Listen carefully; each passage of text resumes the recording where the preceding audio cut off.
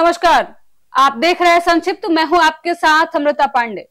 बीते कुछ दिनों जिस तरीके से चिराग पासवान ने केंद्र की मोदी सरकार के फैसले के विरुद्ध जाकर अपनी बातें रखी, जिस तरीके से चिराग पासवान एक एक फैसले के विरुद्ध अपनी बातों को रखते रहे, इससे अब अंदाजा लगाया जा रहा है कि केंद्र की सरकार जो भी है वो बीजेपी की पूरी टीम जो है वो चिराग पासवान से नाराज दिख रही है।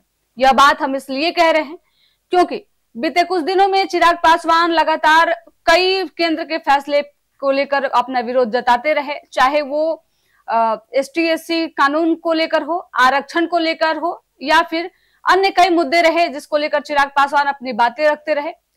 आरक्षण का भी समर्थन उन्होंने कर दिया, जातिगत जनगणना की भी बात उन्होंने की, जिसके बाद से अब बीजेपी को ऐसा लगने लगा है कि चिराग पासवान को लेकर बीजेपी ने जो फैसला लिया था, जो औधा उन्हें बीजेपी अपने पार्टी में दी थी, वो कहीं ना कहीं गलत है।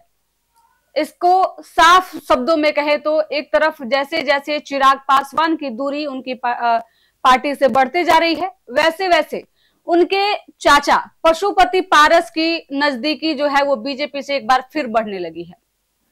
लोकसभा चुनाव की अगर बात करें तो लोकसभा चुनाव में बीजेपी जो है वो LJPR के मुखिया चिराग पासवान को अधिक तवज्जो दे रही थी। लगभग 5 सीटें उन्हें दी गई और 5 की 5 सीट चिराग पासवान जीत भी गए। लेकिन वहीं अगर पशुपति पारस की बात करें तो पशुपति पारस को एक भी सीट नहीं मिला, जिससे वो काफी नाराज रहे। पार्टी से उन्होंने इस्तीफा तक दे दिया।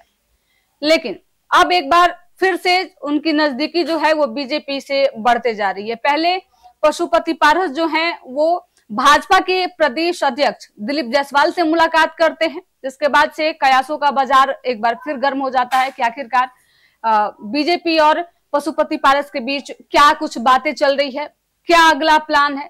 जैसे ही दिलीप जायसवाल से मुलाकात करते हैं उसके बाद से पशुपति पारस जो है वो अमित शाह से मुलाकात करने के लिए पहुंचते हैं, और जिसके बाद से अब यह अंदाजा लगाया जा रहा है कि चिराग को बीजेपी धीरे धीरे साइड कर रही है और उनकी जगह उनके विकल्प के तौर पे पशुपति पारस को पार्टी एक बार फिर से जगह देगी। जब चुनाव का वक्त था और चिराग पासवान को बीजेपी ने टिकट दिया, चुनाव भी लड़े वो और उन्होंने अपना अच्छा परफॉर्मेंस भी दिया, तब पशुपति पारस जो काफी नाराज थे, उन्हें उम्मीद थी कि उन्हें मंत्रिमंडल में जगह दी जाएगी। उसके बाद से ये नहीं हुआ तो कहीं ना कहीं उन्हें राज्यपाल बना दिया जाएगा, लेकिन बीजेपी अभी तक उनके लिए कोई फैसला नहीं ली थी। दूसरा संकेत यह भी जाता है कि 4 सीटों पे उपचुनाव होने वाले हैं बिहार में, और हो सकता है कि कोई एक सीट जो है लड़ने के लिए पशुपति पारस बीजेपी से मांग करे।